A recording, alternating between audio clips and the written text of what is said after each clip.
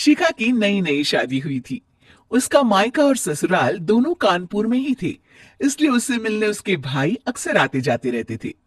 ये बात शिखा की सास मीना को बिल्कुल पसंद नहीं थी। मम्मी जी, आज राहुल भैया आ रहे हैं। कौन? तेरे चाचा का लड़का? जी मम्मी जी। अरे पर वो तो दिल्ली में रहता है ना। हाँ मम्मी जी, उन्हें कल सुबह दिल्ली के लिए निकलना है, तो वो आज मुझसे मिलते हुए कल सुबह यहीं से निकल जाएंगे। हमने तो धर्मशाला खोल रखी है ना। कुछ कहा क्या मम्मी जी? मैंने कहा हाँ हाँ, आने दे तेरे भैया को, जमकर खातिरदारी करेंगे। अब तो कुछ करना ही पड़ेगा, इससे पहले कि मेरा घर धर्मशाला बन जाए। ये कैसी बातें कर रही हो मीना? सच ही तो कह रही हूं। अभी इसकी शादी को साल भर भी नहीं हुआ और आए दिन इसके घर वाले आ धमकते हैं। अरे तो क्या हुआ, वो इसी शहर में रहते हैं तो हाल चाल लेने आ जाते हैं।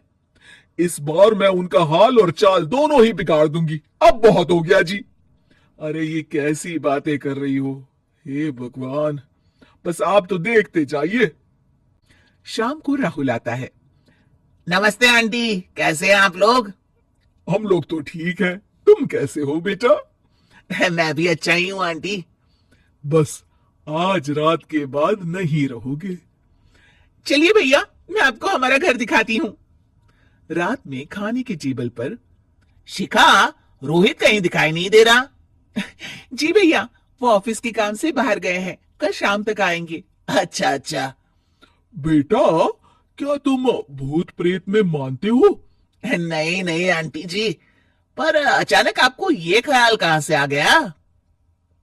पता नहीं क्यों, कभी कभी मुझे लगता है जैसे रात के समय बैठक में कोई घूमता रहता है।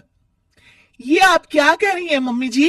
हाँ, तुम लोग घबरा ना जाओ, इसलिए मैंने आज तक इस बारे में कुछ नहीं कहा। ये आपका वहम होगा आंटी जी, ऐसा कुछ नहीं होता। हो सकता है। चलो अब मेरा सोने का टाइम हो गया है तो चलती हूं मैं। शिखा बेटा, राहुल के सोने की व्यवस्था वहीं दीवान पर कर देना। जी पापा जी। अब चलिए भी। अच्छा, तो बैठक में सोने वाले हैं साहबजादे। क्या बड़बड़ा रही हो? कुछ नहीं, आप सो जाइए। मीना और महेश की सोने के बाद शिखा और राहुल आपस में बात कर रहे होते हैं, तभी डोरबेल बजती है। अरे आप! सरप्राइज! काम जल्दी खत्म हो गया तो मैं आज ही चला आया। ये तो बहुत अच्छा किया। देखिए राहुल भैया भी आए हुए हैं, आप दोनों का मिलना भी हो जाएगा। कैसे हो रोहित? मैं तो ठीक हूँ भैया। शिखा, मैं भी आज यही सो जाता हूँ, राहुल भैया से बातचीत भी हो जाएगी। अच्छा अच्छा ठीक है। मीना आधी रात को उठती है, कंबल मुंह से पैर तक ओढ़ के डंडा लेके बैठक में आती है और देखती है दीवान पर चादर ओढ़े कोई लेटा हुआ है। देखो तो कैसे मजे से सो रहा है बहन के ससुराल में। मीना ताबड़तोड़ 4-5 डंडे मार देती है। अरे मर गया, अरे बचाओ बचाओ, कौन है? मीना जल्दी से अपने कमरे में भाग जाती है। हे भगवान, ये मैंने क्या किया? ये रोहित कहां से आ गया? लगता है ये नालायक राहुल मेहमानों वाले कमरे में सो गया होगा। आज तो इसकी खैर नहीं। उधर बैठक में, अरे क्या हुआ रोहित? मैं बाथरूम में था, तुम्हारे चिल्लाने की आवाज सुनी। पता है भैया, मैं सो रहा था, अचानक से कोई आकर मुझे डंडे मारने लगा। ये क्या कह रहे हो? लगता है तुम भी आंटी की तरह भूत प्रेत में मानते हो। नहीं नहीं भैया, सच में कोई आया था। मैं तो जा रहा हूं मेहमानों वाले कमरे में सोने के लिए। इस समय अपने रूम में जाऊंगा तो शिखा की नींद खराब हो जाएगी।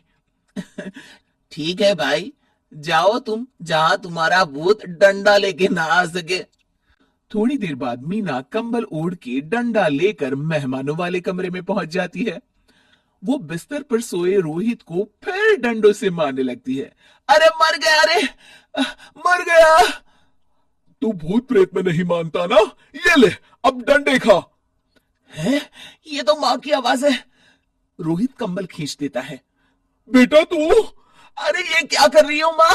मार मार के मेरा भरता बना दिया आपने। मेरे लाल, मैंने तो तुझे ही मार मार के लाल कर दिया। मैं तो उस राहुल के बच्चे को सबक सिखाना चाहती थी। राहुल भैया को? हाँ बेटा, मुझे लगा अगर उसे डंडे मारूंगी तो शिखा के मायके वाले यहाँ आना छोड़ देंगे। हे भगवान, माँ, ये घर शिखा का भी है, उसके घर वाले जब चाहे आ सकते हैं। हाँ बेटा, आज मुझे भगवान का इशारा समझ में आ गया। मैं कितना गलत करने चली थी और अपने ही बेटे को चोट पहुंचा दी। अब चुपचाप जाके सो जाओ माँ, और किसी को कुछ बताने की जरूरत भी नहीं है। शिक्षा दूसरों का बुरा चाहने वालों के साथ भी बुरा ही होता है।